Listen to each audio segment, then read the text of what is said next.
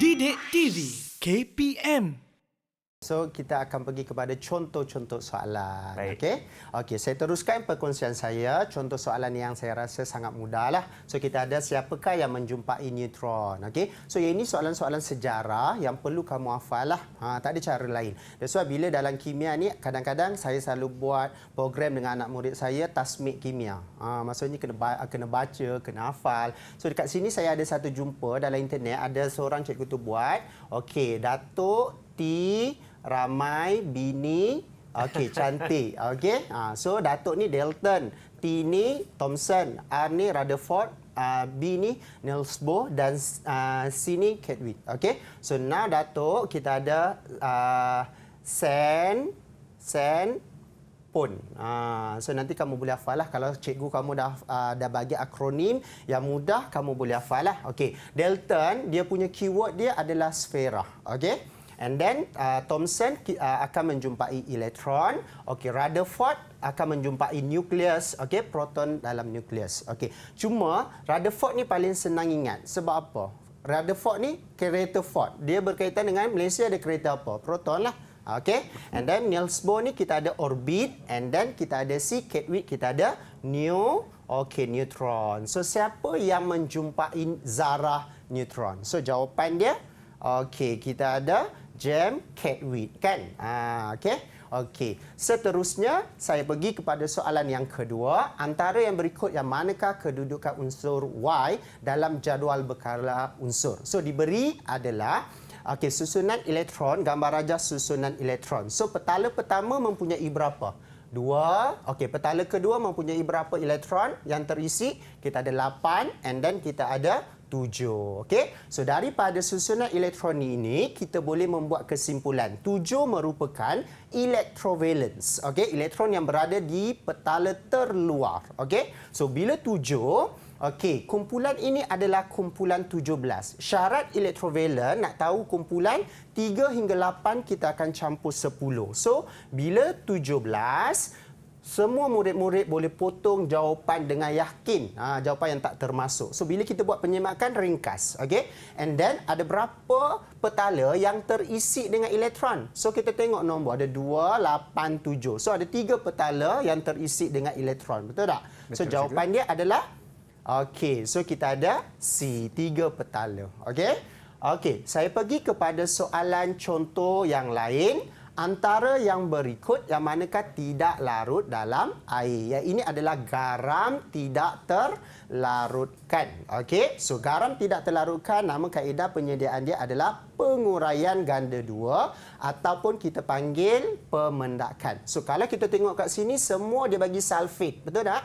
Okey, so bila bagi sulfat, ion dia SO4 2-. So semua garam sulfat larut kecuali akronim dia Hanif. Kita ada pantai cahaya bulan. Okey, so kita ada pantai cahaya bulan. Okey, so 3 ini adalah garam-garam tak terlarutkan bagi ion sulfat. So, yang ini, cari perkataan ni. Cari formula ataupun nama bahan kimia garam yang ada ion-ionan saya bulatkan ini. Yang ini. So, kita ada apa?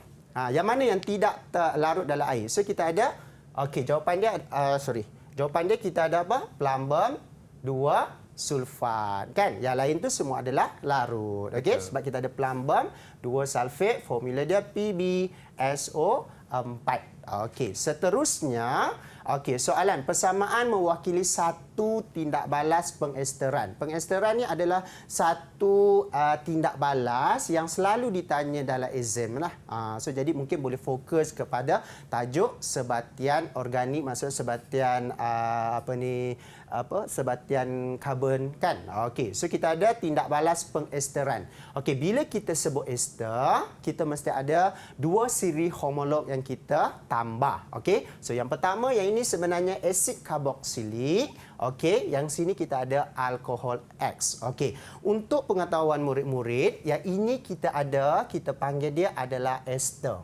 Sebab proses pengesteran kita akan dapat ester. So jadi macam mana kita nak tahu bahan apa campur dengan bahan apa? So daripada ester ni ada satu teknik yang ingin saya ajar kepada semua murid-murid di luar sana. Kita nak tahu alkohol apa, and then kita nak tahu asid karboksilik apa. So, potong di tengah-tengah C yang membawa C double bond O. So, bila kita potong, kita tengok sebelah kiri dengan sebelah kanan.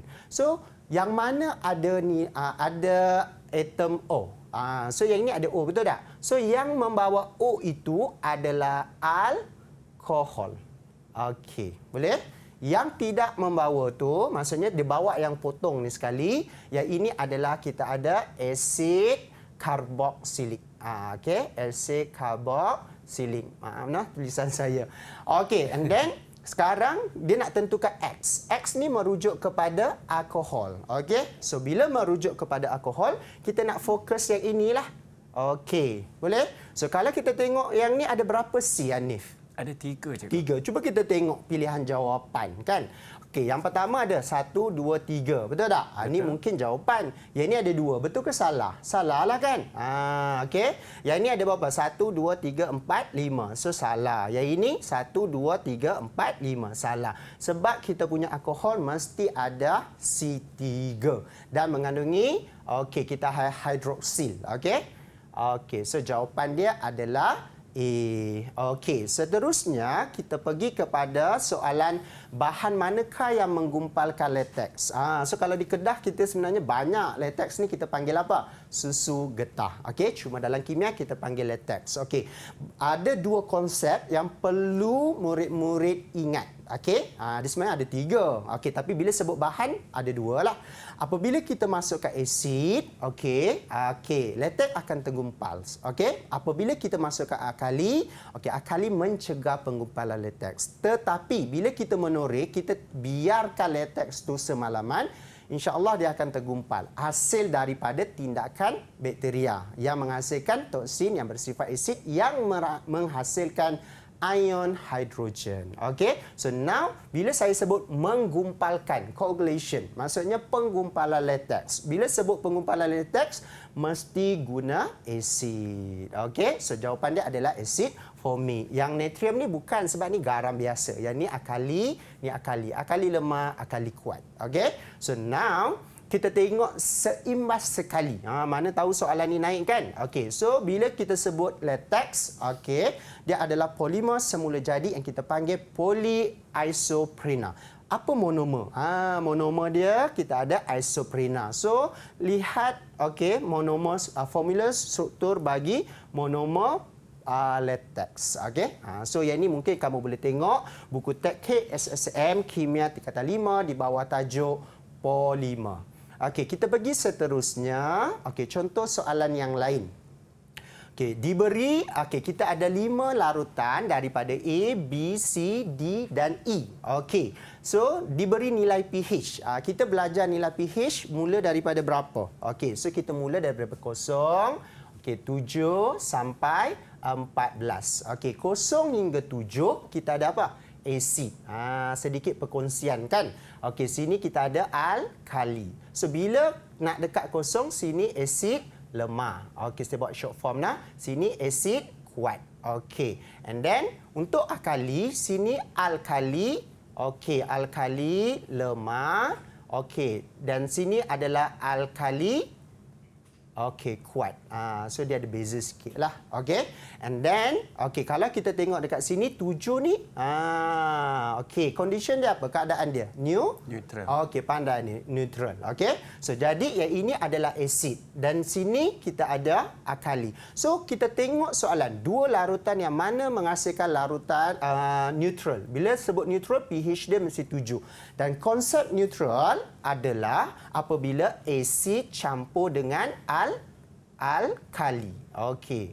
No? So kita ada asid campurkan dengan alkali, dapatlah garam dan air. So kita akan dapat larutan yang bersifat neutral. So sini sebenarnya ada satu kaedah yang pantas. Bagaimana kita nak jawab? So kalau kita pilih 7, salahlah sebab dia memang dah ada keadaan neutral. So C, jawapan mana C boleh cancel siap-siap. So, tinggallah pilihan jawapan A, B dan D. Okey. So, now kita tengok. Okey, dari kumpulan yang sama, larutan yang sama, jenis yang sama, tak akan bertindak balas. So, maksudnya asid dan asid. Boleh? Tak. Okey? Akali dengan akali. Tak. So, kalau kita tengok jawapan A dan B. Kumpulan yang sama asid. Betul tak? Okey. So, kita nak pilih dia ke? Tak. Okey. D dan E kita pilih dia ke?